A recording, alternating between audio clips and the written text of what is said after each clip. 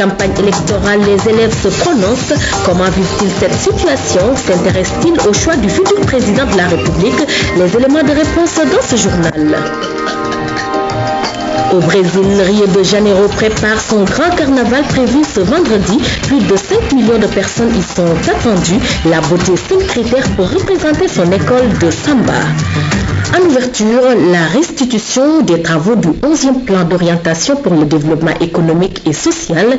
Les recherches ont porté sur l'état des lieux des différentes activités économiques nationales, le contenu du rapport, les stratégies à adopter pour promouvoir le développement local et durable. Tchorodja. L'élaboration d'une stratégie de développement suppose une bonne étude de terrain. La Commission nationale de planification a ainsi diagnostiqué 6 domaines d'activité, dont le développement durable, l'aménagement du territoire et la bonne gouvernance. Que vos travaux permettront de stabiliser les orientations qui doivent viser à améliorer les conditions de vie des populations, réunir les moyens d'une existence digne, jeter les fondements d'une société équilibrée au niveau social et spatial, moderniser les structures productives par le biais de la promotion de la compétitivité, rehausser le niveau de l'enseignement et de la formation et les adapter aux besoins de l'économie. Pour adopter une démarche fiable par rapport à la méthode de recherche, il a fallu 3 années à la Commission. Finalement, c'est en 2011 que les résultats des enquêtes ont été synthétisés et rapportés. C'est un document de planification à moyen terme qui vient s'ajouter un peu au cadre de planification qui comprend déjà un document de planification à long terme, à savoir l'étude prospective Sénégal 2035. Donc c'est un document important parce que par rapport à une vision qui a été déclinée dans cette étude prospective, ce document vient en complément pour voir et dire dans quelle mesure effectivement on pourrait faire le déclic pour s'inscrire un peu dans la réalisation de cette vision. Ce document va servir de guide de référence à l'État, aux collectivités locales et aux partenaires au développement. Ainsi, il a pour objectif principal d'aider à identifier les besoins et les priorités des populations pour une application efficace des politiques de développement. 2 manuels pour le pilotage du développement local. C'est ce que le programme national du développement local vient de mettre à la disposition des acteurs locaux et cela participe au renforcement des différentes parties prenantes intervenant dans la chaîne de réalisation des micro-projets au sein des collectivités locales. Ibrahim Sadi nous en dit un peu plus. Les exigences de mise en cohérence des actions de développement local nécessitent un accompagnement par des outils qui répondent aux besoins des acteurs locaux. Le manuel de maîtrise d'ouvrage local et celui relatif à la gestion des procédures environnementales et sociales en font partie. Leur importance est signalée par les parties prenantes. L'essentiel de ces documents constitue pour nous un bréviaire à partir duquel nous devons puiser les armes et les outils qui nous permettront de réaliser nos objectifs. Cet exercice est pour nous d'une très grande importance parce que nous partageons la conviction selon laquelle la performance des collectivités locales dépend en grande partie des capacités des acteurs. Et sur ce plan, je crois que le PNDL a fait un travail remarquable et nous vous en félicitons. Pour les différents acteurs, les manuels mis à disposition offrent un cadre de référence méthodologique et procédural pour la conduite des différentes étapes dès la planification des interventions de terrain jusqu'à la pérennisation des services mis en place. Le programme, dans une parfaite coproduction, y a réfléchi. À vocation didactique et par souci de capitalisation des démarches antérieures, le travail visant à doter les acteurs locaux d'un manuel de référence en matière de gestion des projets, incluant la dimension environnementale, s'avère utile. C'est donc tout le sens qu'il faut accorder aux 2 manuels qui visent à donner à l'ensemble de ces acteurs un outil méthodologique pour la mise en œuvre de leur projet. Depuis la signature de la convention avec le PNDL jusqu'à la réception de l'ouvrage en passant par l'appel d'offres, l'exécution du chantier, cela va nécessiter la prise en compte réelle donc de la dimension économique, mais aussi de la dimension environnementale pour la réalisation donc, de l'ouvrage. C'est la raison pour laquelle on a mis sur pied ces deux documents-là. Avec la validation de ces deux manuels, le PNDL bonifie le secteur du développement local d'outils importants qui vont alimenter l'élaboration de la stratégie nationale de développement local. Et nous passons maintenant à la santé. Depuis 1995, la loi autorise l'ouverture d'écoles privées d'enseignement de la santé. Aujourd'hui, des dizaines d'établissements de ce genre existent et 70% du personnel paramédical de nos structures sanitaires sortent de ces institutions. Pour autant, les problèmes ne manquent pas. Pendant 3 jours, le collectif des directeurs d'écoles privées de santé s'est penché sur le fonctionnement de ces écoles. Omar Diaw. Le collectif sénégalais des chefs d'établissement privés de formation en santé compte une quarantaine de directeurs d'école. Le COSEPS se veut un cadre d'échange pour une harmonisation des approches en vue de promouvoir la formation privée au Sénégal en plein essor. Ce séminaire, c'était de permettre, donc d'amener les acteurs et les partenaires à venir discuter pour évaluer tout ce système, essayer d'identifier les problèmes, de mener des actions qui puissent permettre de booster la formation privée en santé. L'État a, depuis le milieu des années 90, permis l'ouverture d'écoles de formation en santé pour faire face au déficit en personnel. De nombreux paramédicaux sont issus de ces écoles. Nous avons mis à la disposition du ministère de la Santé et des structures qui accueillent les professionnels de santé. Présentement, presque 70% de ce personnel-là vient du privé. Le séminaire a permis de faire l'évaluation des différentes phases des examens de certification. Les textes réglementaires et les conventions ont été revisités et un plan d'action du COSEPS défini. Le collectif inscrit son action dans une dynamique de partenariat win-win. La toute première recommandation, c'est qu'il faut renforcer la collaboration, partenariat public-privé. Il faut qu'on passe vers le management de la qualité. Aujourd'hui, le COSEPS apparaît comme un véritable interlocuteur pour un partenariat dynamique et durable avec l'État et les collectivités locales. Ce séminaire a permis de s'accorder sur les valeurs et pratiques minimales auxquelles doivent se soumettre les établissements privés d'enseignement de la santé. Nous parlons santé toujours, renforcer les capacités des prêtres et agents des structures pastorales et sociales de l'Église face aux défis du VIH-Sida. C'est tout l'objectif du projet de lutte contre la pandémie qui vient d'être initié. C'est sous la houlette du Conseil national de lutte contre le sida en partenariat avec la structure Sida Service, Aïssatou Traoré. Si quelque part la réconciliation est chancelante, la paix branlante, la justice sournoisement bafouée et la vérité bâillonnée, c'est bien souvent là où rampe le VIH-Sida. La religion, surtout avec ses prêches, joue un rôle déterminant dans la lutte contre le VIH-Sida. L'infection à VIH est une vraie menace à la cohésion sociale. Les gens ont toujours participé à la lutte contre le sida. Nous avons tenu à les réunir pour un renforcement de capacité et pour permettre au Sénégal d'atteindre ses objectifs d'ici 2015 grâce à leur contribution. Un projet de renforcement de capacité des prêtres et agents des structures pastorales et sociales de l'Église catholique face au défi du VIH-Sida 2011-2014 a vu le jour.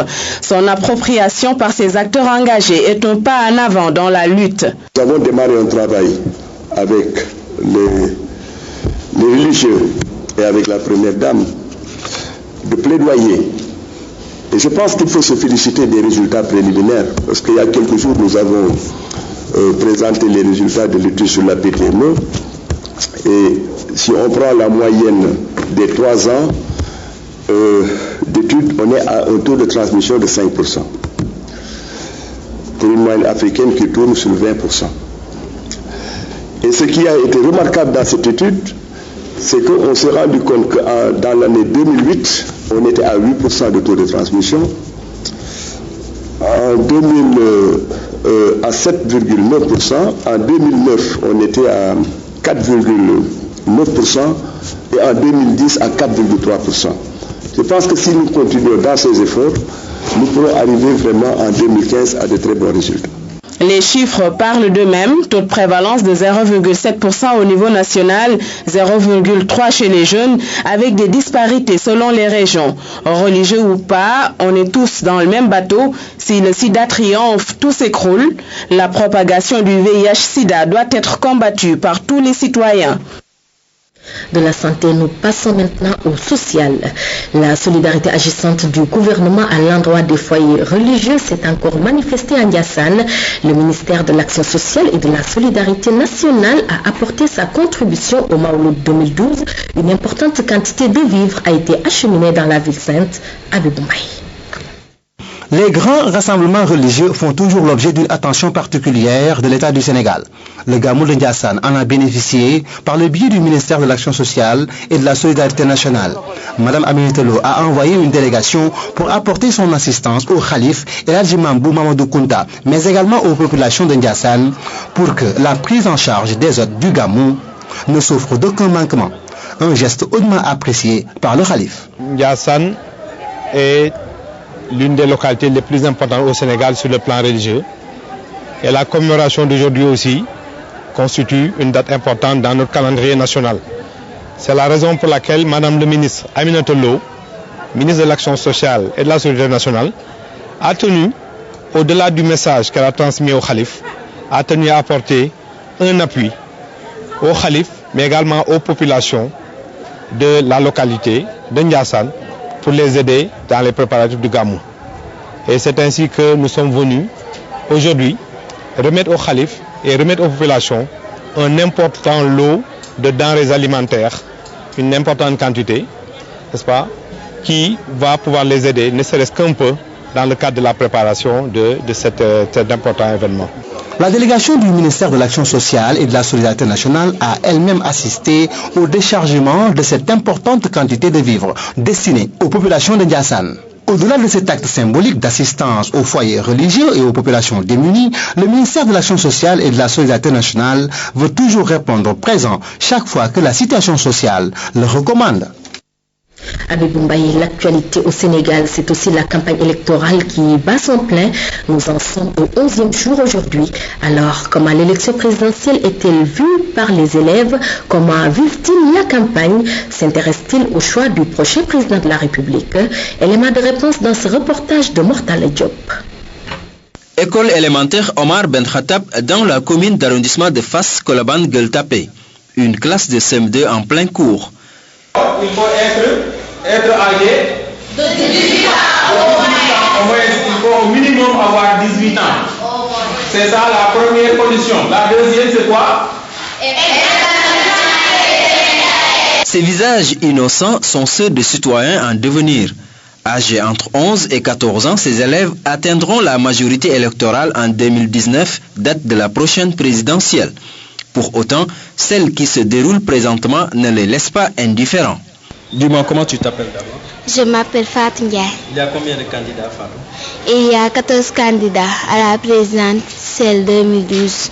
Les élèves s'intéressent beaucoup à cette élection présidentielle de 2012. Chaque jour ou chaque fois, on voit les enfants, ils sont souvent munis de papiers de différents candidats à l'élection. Sur les conditions à remplir pour être candidat à la présidentielle ou être simple électeur, ces potaches sont imbattables. Ils ont déjà assimilé la leçon. Pour être candidat aux élections, il faut avoir 35 ans au moins, savoir lire et écrire, parler en français, être de nationalité sénégalaise, jouir de ses droits civils et politiques. Pour être électeur au Sénégal, il faut être de la nationalité sénégalaise, avoir 18 ans au moins, jouir de ses droits civiques et politiques, être écrit sur la liste électorale. Est-ce que toi, tu es aujourd'hui électeur? Non. Pourquoi? Parce que je n'ai pas de carte d'identité et je n'ai pas 18 ans. Sur le déroulement du scrutin, ils éprouvent quelques difficultés. Alors, dis-moi, il y a combien de tours à l'élection présidentielle au Sénégal? Tu ne sais pas? Non. Il y a combien de tours, toi? Je ne sais pas. Normal, ils ne participent pas au vote. Qu'à cela ne tienne, les aînés sont là pour les aider. Nous sommes ici au lycée Kennedy. Bon, l'élection présidentielle au Sénégal se fait en 2 tours. Un premier tour et un deuxième tour. Oui. Quand est-ce qu'un candidat est déclaré vainqueur au premier tour? Bon, je crois que c'est quand il a plus de 50% de pourcentage. Très bien. Maintenant, dis-nous, s'il y a un deuxième tour, il sera organisé quand? Bon, j'en suis pas trop sûre, mais je crois que c'est 2 jours après le premier tour, ou bien avoir 3 jours ou 4. Je sais pas, mais j'en suis pas sûre quand même. Réponse inexacte. Voyons une autre. Pour le deuxième tour, c'est le dimanche qui suit le dimanche du 26 février, s'il y aura lieu quand même. La bonne réponse, mademoiselle, se trouve dans l'article 33 de la Constitution de 2001 qui stipule si aucun candidat n'a obtenu la majorité requise, il est procédé au deuxième tour de scrutin le 3e dimanche qui suit la décision du Conseil constitutionnel. Aux urnes le 26 février 2012, mais dans la sérénité, recommandent les enfants. Nous disons non à la violence. Nous disons aussi que le Sénégal nous appartient, il ne faut pas le gâter. Politique toujours, mais cette fois-ci sur l'international. Ce n'est pas une surprise, mais on l'attendait. Nicolas Sarkozy est officiellement candidat à la présidentielle en France. Je vous propose d'écouter cette déclaration de candidature il y a juste quelques instants. Oui, je suis candidat à l'élection présidentielle. Depuis quand avez-vous pris cette décision? Depuis plusieurs semaines. C'est une décision lourde de sens. C'était pas automatique. Et donc si j'ai décidé d'être candidat à l'élection présidentielle, c'est parce que j'ai des choses à dire aux Français, j'ai des propositions à leur faire, et que les changements que nous avons engagés, dans les 5 années qui viennent, il faut que les Français comprennent que la question essentielle qui est posée, c'est celle que si la France est forte, ils seront protégés. Sur l'international toujours, le vice-président chinois est en visite aux États-Unis. Sur place, Xi Jinping a rencontré le président Barack Obama. Une visite dans un contexte diplomatique tendu. Autre point de discorde, l'économie. Mais selon Pékin, les États-Unis et la Chine devraient chercher à obtenir plus d'équilibre au niveau du commerce. Face à la Maison-Blanche mardi, des dizaines de manifestants, des Tibétains et des membres de la minorité ouïghour. Ils dénoncent les atteintes aux droits de l'homme en Chine et protestent contre la venue du vice-président chinois. Xi Jinping était à la Maison-Blanche au 2e jour de sa visite officielle aux États-Unis. Une visite dans un contexte diplomatique tendu à cause du veto chinois à l'ONU sur la Syrie. Autre pomme de discorde, l'économie. En 2011, le déficit commercial des États-Unis avec la Chine a battu un record. Mardi, le président Obama a choisi la fermeté. Nous voulons œuvrer avec la Chine pour nous assurer que tout le monde travaille selon les règles en vigueur dans le système économique mondial. Cela veut dire qu'il faut des échanges commerciaux équilibrés, non seulement entre les États-Unis et la Chine, mais aussi partout ailleurs. Les États-Unis accusent toujours la Chine de sous-évaluer sa monnaie. La faiblesse du yuan permettant aux Chinois d'exporter des produits moins chers, donc plus compétitifs que les Américains. Le numéro de théâtre diplomatique est bien rodé entre les deux pays rivaux. Pékin répond généralement en dénonçant le protectionnisme américain. C'est ce qui s'est passé mardi. Xi Jinping a déclaré que les États-Unis et la Chine devaient chercher à obtenir plus d'équilibre au niveau du commerce et des investissements entre les deux pays. Quelques heures auparavant, le vice-président américain Joe Biden s'était montré moins intransigeant que Barack Obama, car il ne faut surtout pas fâcher la Chine, partenaire encombrant mais incontournable. Les États-Unis et la Chine continueront à soutenir la concurrence. Nous, les Américains, nous nous félicitons de cette concurrence. Elle fait partie de notre ADN et elle pousse les citoyens à se dépasser. Mais la coopération dont nous avons parlé ne peut être mutuellement bénéfique que si le jeu est équitable. if the game is fair. Après la Maison-Blanche, Xi Jinping a été reçu au Pentagone, un honneur inhabituel et digne d'un chef d'État, car en octobre, Xi Jinping devrait devenir le numéro 1 chinois. Le bilan de sa semaine aux États-Unis donnera donc le ton des relations chino-américaines pour la prochaine décennie.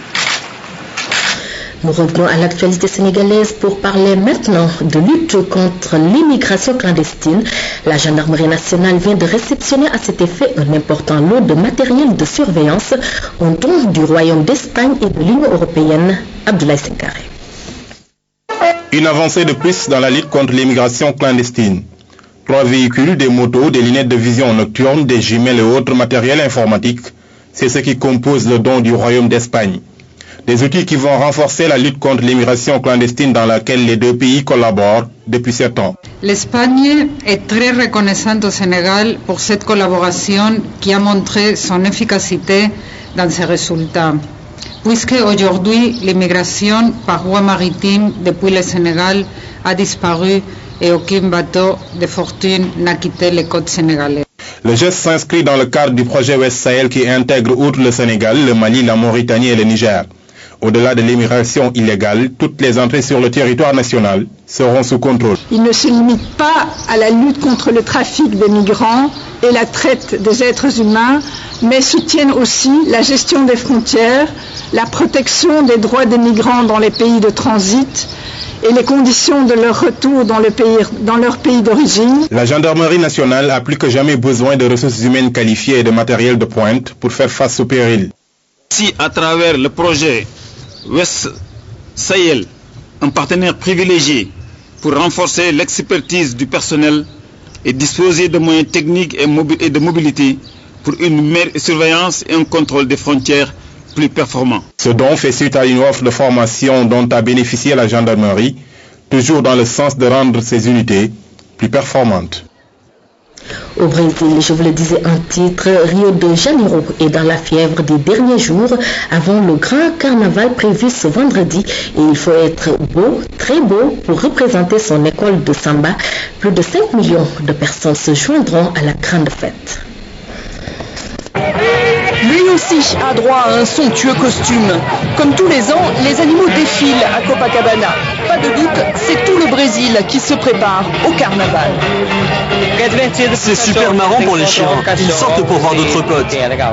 Dans les ateliers, les heures semblent passer de plus en plus vite.